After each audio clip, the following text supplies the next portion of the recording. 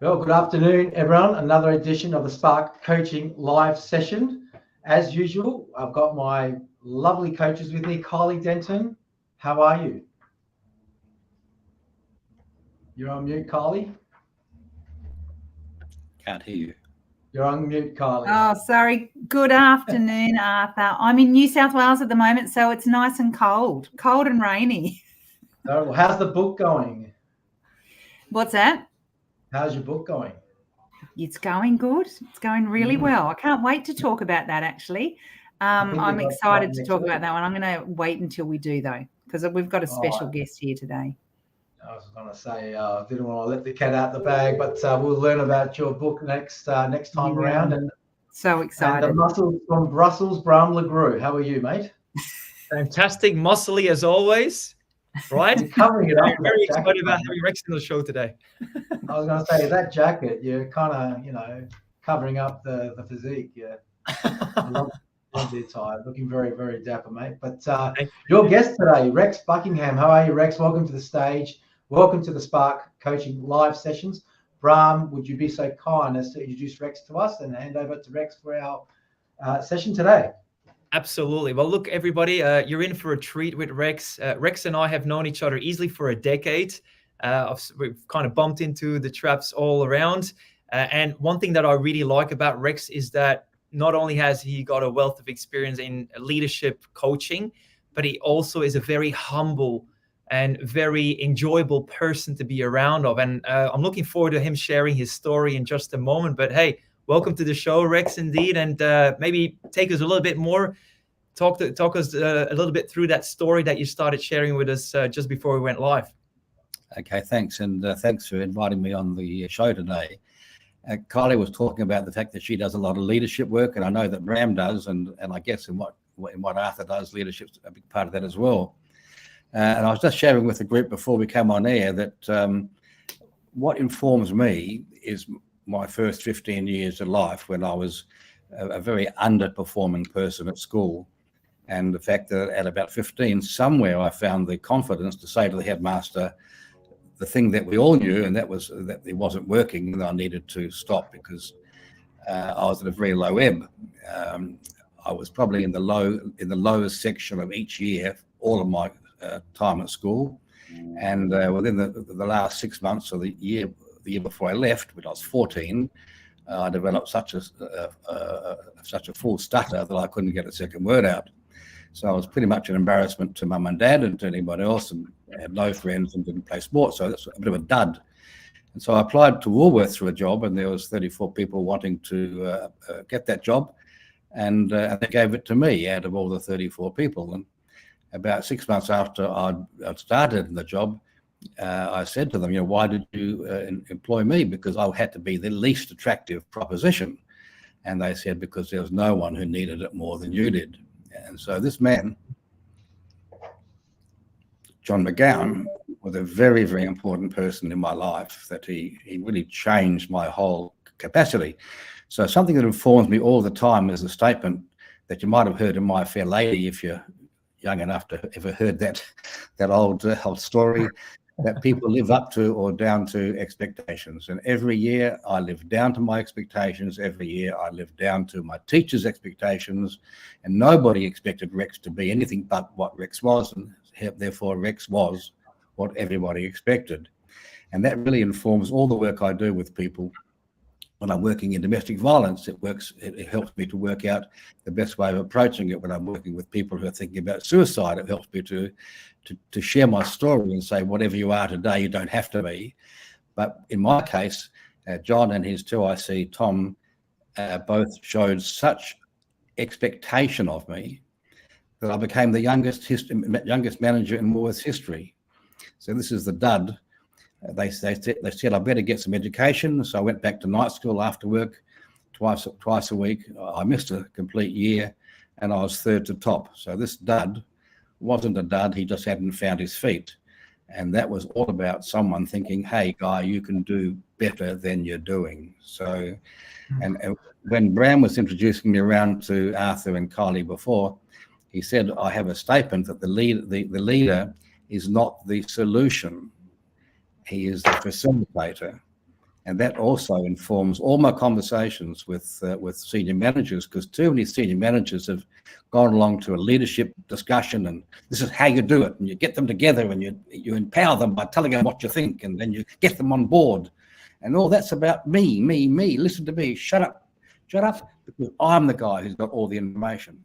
And they listen because they have become used to the idea that my job is to listen and their job is to speak. And then they go out to the water cooler, and around the water cooler after the meeting, they all tell each other how it's not going to work. And the leader walks away, well, the so-called leader walks away thinking, well, that went really well. I think I did a really good job there. And then they wonder, why can't I get implementation? Why can't I get people on board? Well, so the leader is not the solution. The leader's job is to be the facilitator. So something else I've pushed down people's throats for 50 years is 1 plus a number must equal greater than the sum of the number. And if all I know is what I say, then I have no idea what you say. But if I open up my conversation as the facilitator and I make it safe for you to participate, I will learn what you think. Now, I won't learn what you think the first time because I won't have trust. So I'll just put a little bit out there, and you'll probably respond by, that won't work, we've tried that before, that's not your job, and some kind of put down that disengages me. But if I'm able to get past putting you down and I ask you to talk about what you just said, and I give you a second chance to add on to what you just said, I'll probably get more of what you were daring to think. And therefore, I now know more than I knew before.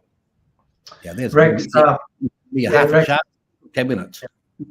Rex, it's an amazing transformation in terms of your early life. And thank God you came across, for better words, a couple angels there that were able to, I guess, polish the rough diamond and find the potential. And look, I mean, with all due respect, we're talking a number of years ago here, right? How many years ago are we talking here? I'm 76 now. That happened when I was 15. Okay, well, my some 60 years ago, and so I mean, good on them, because for some reason I think there's this, in terms of my generation, a belief that this type of approach probably didn't happen back then. Just disposed of or discarded or just forgotten about, and no one would really go to the effort of having that type of empathetic conversation, but also give you the motivation and the inspiration, and then the reward. For me, that's an amazing person, or two people, John and Tom. So thank God. But this transformation that took place, from feeling like this for the better part of your 15 years, to then all of a sudden having that moment where you realize that you can. Can you recollect what that felt like, and then what that not only made you do, but how did the mindset shift? How long did that take, and then how long did it take for you to believe it? Well, I think what happened was, because I sort of jumped up so quickly that I could sort of get a different picture of myself, I think I might have become a bit obnoxious. I think I might have become all powerful. And you went full circle. And I think I might have become the solution. If you'll shut up, you'll share these golden things that I'm thinking, and go away and do it, sort of thing. And then so John and Tom were two very different personalities. And between the two of them, they would knock me about. Come over here, Rex. You better quieten down a little bit. and they were wonderful mentors. And as I don't know if I said it in public, but I became the youngest manager in the history of Woolworths. So this guy who had nothing, suddenly it was there. But I honestly don't know where I'd be today if I had come across another manager who was command and control. Then I would have followed. You would have been in that 30. Yeah, you would have been one of the other 33. And that one of the things back in the day, Woolworths were amazing. They were very, very capable of getting people to use their own initiative. That was really Woolworths' success, that they were definitely 1 plus a number equals greater than. So I was with them until I went into national service. And when I came out of national service in that 2 years away, they had centralised back into Sydney. They had made the whole business, the whole national business of Woolworths, which was supermarkets to that stage, really only, totally commanded from Sydney.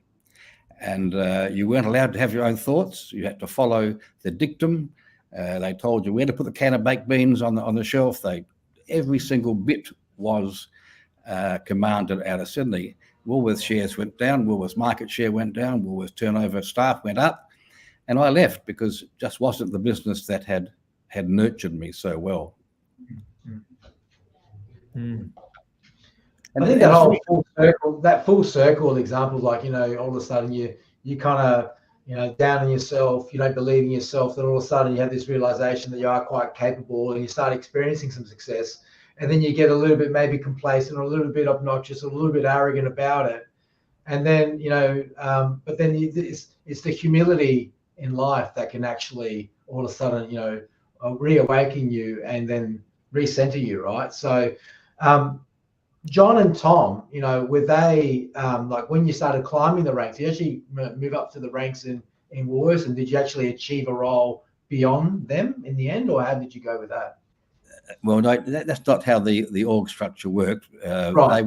They were the managers of the old Woolworths store in Rundle Mall, and right. This is as supermarkets. This was just as supermarket. That's how old I am. They never used to be supermarkets. So this is back when the old little corner store still sold things in bags. Okay, so I got moved down to Seacliff on Brighton Road, Seacliff. The first supermarket was about 300 square meters. There was no frozen food because no one had thought of frozen food back then. And the first frozen chickens arrived in the store, and they had a frozen food cabinet about the size of 3 filing cabinets. There was no frozen food, and so I was there really as a trainee. But from there, I went and managed one of the new supermarkets because the supermarket growth was just phenomenal. They'd build one, they'd build two, they'd build 4, 5, 6. And then they go back into one and knock down a wall and double the size, and 12 months' time, knock down the wall and double the size. It was just amazing. So as I said earlier, I was the youngest supermarket manager in their history, and that all stemmed back from exceptional mentoring and exceptional capacity for you to grow by your own initiative. And if something didn't go right, then, and I don't know who taught these people or whether that was just the luck of the draw that they got people in who had that self-esteem, because you need self-esteem to share, you need self-esteem to listen. And I think, they were able to sort of just steady you up. If it wasn't quite working, it was probably only 2% off, and find the 2% and bring it back, and you're almost on line. And because it was moving so quickly, small errors weren't noticed because they were yesterday and we were already doing tomorrow. It was an amazing time. And I mean, I think I worked a little while ago, there was a court case, people suing Woolworths for not paying them the amount of money they should have done. Well, I reckon for those first 3 years, I worked 18 hours a day, 7 days a week. And we had a ball. We'd go in, we'd pull all the stock off the shelves, we'd undo the fixtures, we'd remove them. It was just amazing. They've won your discretionary time, which is the ultimate formula, isn't it? Where your employees go above and beyond because they've obviously been treated in the right way. And this concept of leadership, of leaders being the facilitator, when did you come up with that? Is that something you kind of look back and went, actually, I gravitated towards that style versus the big motivator that stands in the big of the room and pumps the chest and does all this hoo-ha. It's a bit old, it's a bit old, I guess, way. When did you realize that concept? Was it at the time, a few years after, or much later in your consulting career? Well, I think I started to discover it after about 18 months or so, when I realized that around me, the culture was so positive that there were other people like me who hadn't achieved anything, who were very down on themselves. And you came into that amazing dynamic culture and you got picked up and pulled along. And so a lot of people around me were discovering themselves at the same time as I was. And so it was almost just intuitive that you would shut up a little bit and listen to people, and people dared to say something.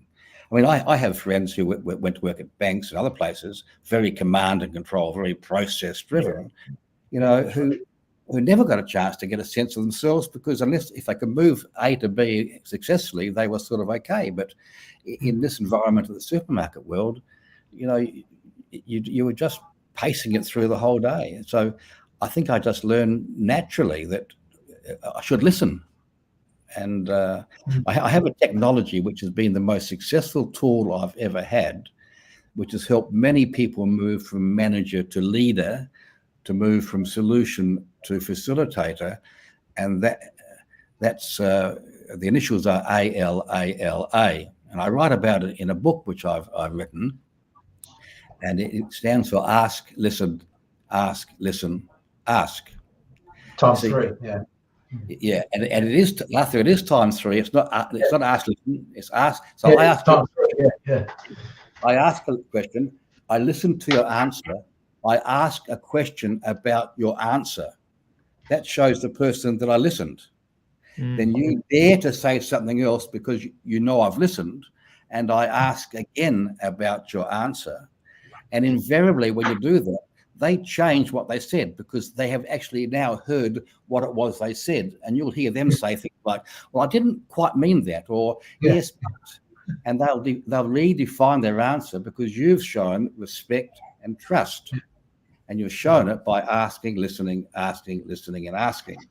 And I could, if we had another 3 hours, I could give you 15 case studies, about transformational changes in people. And I think I've shared one with Bram, where a young boy was on suicide watch, and he was recovered out of that environment by his parents doing nothing different but shutting up and asking and listening, and him understanding they actually wanted him to say something, and they weren't getting in his face and shooting down what he was saying when he first said it.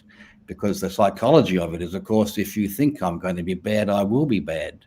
If you think I'm going to be stupid, I will be stupid. So very often this young boy's comments were stupid, and they'd get cross with him and all was lost. But when they gave him a chance by ALALA, they suddenly gave him a chance to say something, and they changed that the whole environment of their home just by that one technology. I can see that, definitely. Yeah. That's Rex, a great model. That's a great model indeed. But one question that I'd love to have is also talk about before we hang up this call here is your concept of intelligent, disobedient leadership. How does it serve leaders today? Well, intelligent, disobedient leadership. Intelligent, disobedient.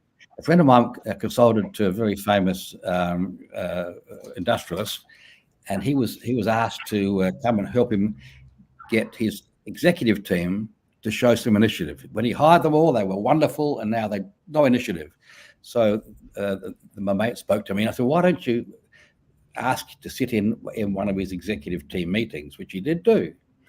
And without any coaching for me, he said to this chappie after, he said, do you ever shut up?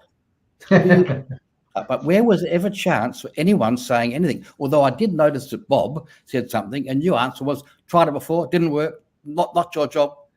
Shut it down. You wonder why, let people talk. So another client just 18 months ago came to me. A lot of senior managers blame their staff.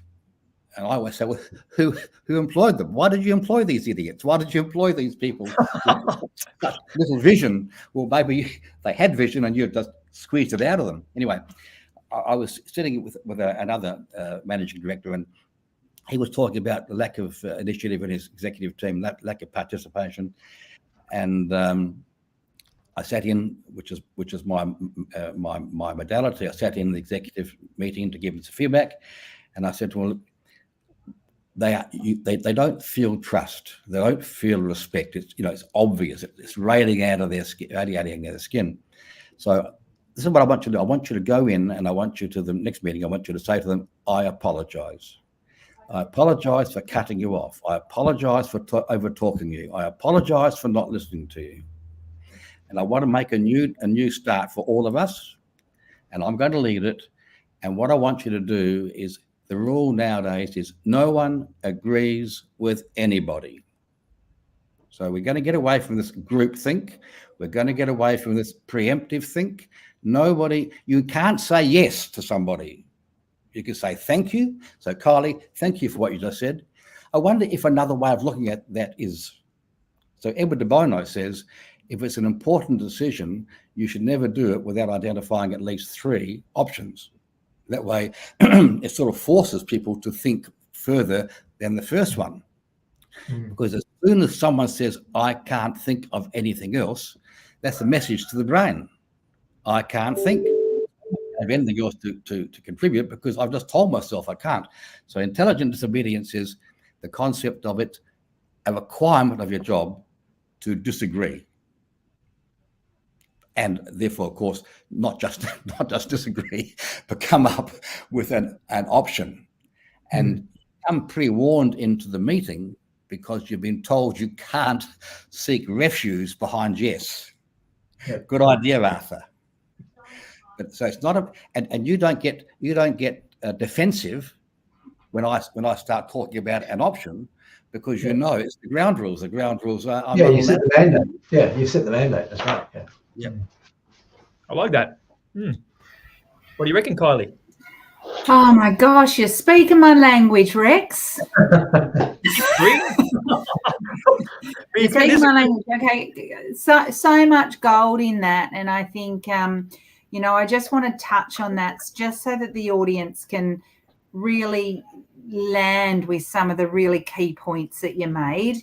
One point that came out for me, the first point you made, was the importance of having a mentor. Having a mentor, having a coach, having someone that can help guide you, right? I was exactly the same. I had a mentor from my very first job, and I still remember everything that he taught me. So I think that's one key point. The second really important point, and I touch on this often, especially with my clients, is the stories we tell ourselves, right? Yeah. And we continue to tell ourselves these stories, and we become that. The more we tell ourselves, the more we are that. And that sounded like that was very much a part of what you grew up with, right? The stories we tell ourselves are who we become. But I think what's also important to note about that is the Gallup survey just recently released their 2022, end of 2022 survey, and it showed that 84% of leaders suffer imposter syndrome at some stage in their career. So the stories they've continued to tell themselves. I think the other point that you talk about is leadership. I've always talked about leadership being dialogue. It's not monologue. And I do a lot of observations of executives in meetings, and I'm always saying this is not your show, right? We're here to have dialogue. We're not here to have monologue. And when we use that collective intelligence of the group, that's when we get to come up with 3 options, which is what you're talking about there. And that also builds that psychological safety. The final 2 points you touched on was your framework, the ALALA, ask, listen, times 3. I've always known that as called the rule of 3. Same thing, different framework, but the rule of 3 allows us to ask a question and really dig deep down into those emotional. So I think this is something I teach financial planners to do a lot as well. And I also get leaders to do it. Let's dig deeper. Let's really dig deeper. And then the final point around, disagreeing or disobedient leadership. We need healthy conflict. We need task conflict. We need people to challenge us. We need people to disagree with us. We need people to think of different ideas. That's when we get this beautiful diversity of thought. And I see it as healthy conflict. My intention is right. It's not about you, Rex. It's about the good of the business, of the team, of the goals, of the strategy, of the future of the organisation. So I just think you just shared so much gold in that. And I just wanted to pull out those 7 or 8 pieces and just really land for the audience. So I love it. I love this stuff. And I love that we've got people with your wisdom and knowledge and experience still sharing. Thanks, Kylie. If you can look at what I said, I get the question, if this is who I am right now, what do I do to be the other person? I'm currently a manager. I'm currently command and control. How do I not be that? So I'd like people to think about the things I've said as being the way to move your behavior. You know, like do a self-audit. In the last 10 minutes in this meeting, was only me speaking? Have I used the put downs like we thought about it before? Not your job, all those put downs. What words, what sentences do I have to stop using? In my book, I talk a lot about it. We can change our life by changing our sentences. And if we make the same sentences, we're going to keep getting the same results. Yeah, love it. Amazing. Look, Kylie, amazing synopsis or summary there. Thank you so much. We're about out of time. Bram, any closing comments? I'm very appreciative. And look, Rex, I love how you started off by sharing a very open and transparent way of how your self-esteem was where it was, very low, and how you that got built thanks to somebody else's input, and you allowed yourself then to take initiative instead. So I love the story. I think it's something that everybody can relate to, and I really want to appreciate your time. Well, it's one of the things, I guess, as we all look back over our life, is what difference have I made to people? Absolutely, yeah. Not company objectives. What people have I helped to be the best they can be? Yeah, no, fantastic. And looking back, it's amazing that whole they created a vision for you, John and Tom did, and good on you for going on with it. Obviously, carrying on with a great set of dignity and purpose in your life, and still, like Kylie said, sharing your story, sharing your wisdom. And I'm sure John and Tom and anyone that would have encountered you in your early days would say, you know what, we may not have believed that you could, but he did. So congratulations to you, Rex, and good on you. Thank you, everyone, for your time today. Rex, lovely to meet you. I'm sure I'll bump into you down at the Happening one day. Bram, shout. Bram, get the corporate card out, and we'll come down and have a drink together. Kylie, you're more than welcome to come anytime. In fact, Bram will pay for your flights. And here's the youngster. Here's the next CEO coming in. I'm there. Andre, how you doing? And hello. And Liam, did I see Liam? Happy family, yes. Hi, Liam. Hey, take his seat now. Just take his seat now. Don't wait any longer. Just say, Dad, get out the way. I'm moving in. I'm coming for you. All right. Great to meet you, Rex. Thank you so much. Okay. Have a great day, Take care. All the best. My pleasure. See you, everyone. Bye.